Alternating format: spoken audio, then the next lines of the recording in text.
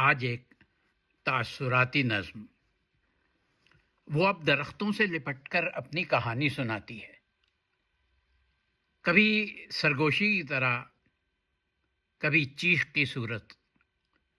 پاؤں کی لرزش میں وہ اپنے دل کے راز چھپاتی ہے، اور شاخوں کے جھکاؤ میں وہ بازو تلاش کرتی ہے جو اس کی دنیا تھے۔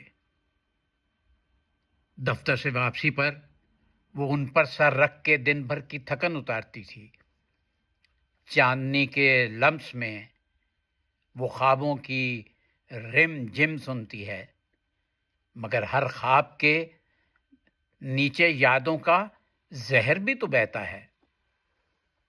شہر کی گلیاں، دیواروں کی خاموشیاں، اور کان جو صرف شور پہچانتے ہیں، سب اس کی صدا کو قید کر لیتے ہیں۔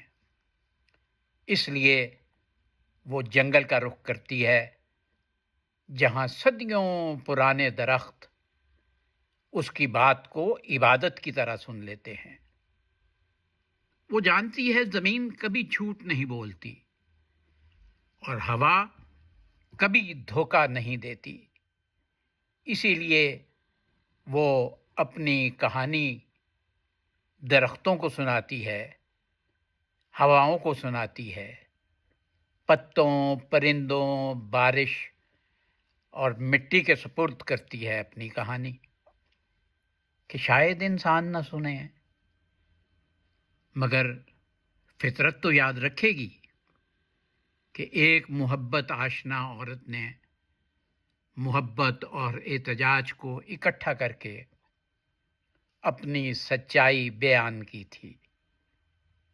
مفاد پرست منافق انسانوں سے نہیں، فطرت کے امین مٹی کے گواہ درختوں سے، پتوں سے، پودوں سے اور ہواؤں سے۔